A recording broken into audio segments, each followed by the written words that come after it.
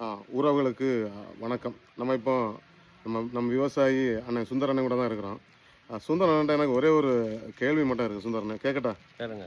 ஒரு விவசாயி வந்து ஒரு மாம்பழ வியாபாரமா இருக்கட்டும், இல்லன்னா வந்து பழமா இருக்கட்டும், ம். இல்லன்னா நெல் வியாபாரமாக இருக்கட்டும், அவங்களுக்கு வந்து ரொம்ப முக்கியம் நம்ம எவ்வளவு நம்ம விதைச்சு நமக்கு எவ்வளவு நமக்கு வந்து வருதோ, அந்த மாம்பழமா இருக்கட்டும், அந்த பழமா இருக்கட்டும். ம். ஸோ நம்ம அதற்கான கரெக்டான ஒரு ப்ராஃபிட் வருமானம் எதுவுமே வரதில்ல. அப்படிதானே?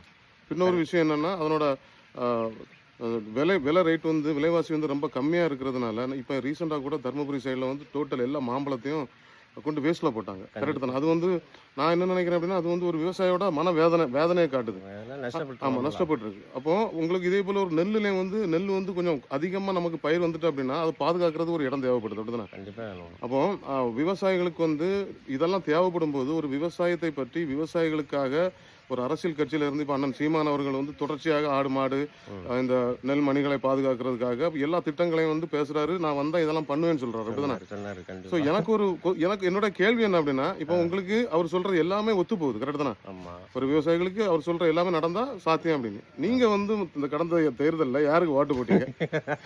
அ ஓட்டு போட்டது அரசியல் இது விவசாயத்த அரசியலா பேசக்கூடாதுல்லாம். அப்படியா?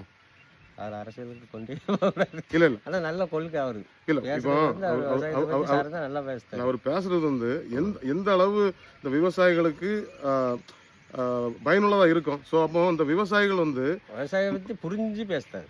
அப்போ அதெல்லாம் விவசாயிகள் வந்து கண்டிப்பா வந்து உண்மையாவே அவருக்கு தான் போடணும். அப்படிதான். ஆமா. நாம் தமிழர் கட்சிக்கு தான் ஓட்டு போடணும். ஆனா ஏன் எல்லாருமே வந்து இந்த தேர்தல் டைம்ல வந்து மட்டும் ஏன் புறக்கணிக்கிறாங்க அவர ப அப்படிப்பட்ட நல் அரசியல் கட்சி தலைவர? நல்லவங்கள சொன்ன மாதிரி மக்கள் ஏத்துக்கிறதுக்கு ரொம்ப கஷ்டப்படுது. யூஸ் ஆ அதான் உண்மையா தெரியுது நம்பரு. நல்ல விஷயங்கள் வந்து எப்பவுமே தாமதமா தான் நடக்கும். அப்படிதானே? நடக்கும். லேட்டா வந்தாலும் லேட்டஸ்ட்டா வரும்ன ஆனா மாதிரி. எனக்கு வருத்தம் என்னன்னா, யார் போட்டாங்க போடலங்கிறத தாண்டி இந்த விவசாயிகள் கண்டிப்பா அவருக்கு வாக்கு செலுத்தணும் அப்படிங்கிறது என்னோட ஒரு அப்படி கோரிக்கையாக இருக்கு. வந்தா உறுதியா அவர் எல்லா தொகுதியிலும் ஜெயிக்கிறதுக்கு வாய்ப்பு இருக்கு. விவசாயிகள் தான் ரொம்ப இது பண்ணுறாங்க. விவசாயிகளை புரிஞ்சு பேசுறாரு.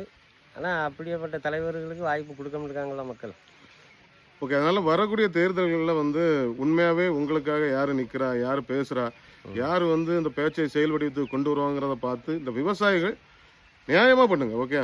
யாருக்கும் வந்து போடணும் அப்படின்னு சொல்லி போடாம, பிள்ளைங்க சொல்லி போடணும் அப்படின்னு சொல்லி போடாம, ஆமா. உண்மையாவே நமக்காக ஒரு ஒரு அண்ணன் தம்பியா யார் உங்களுக்காக உங்களோட நிக்கிறாங்களோ, உங்களுக்காக பேசுறாங்களோ அவங்களுக்கு வாக்கு செலுத்துங்கள்.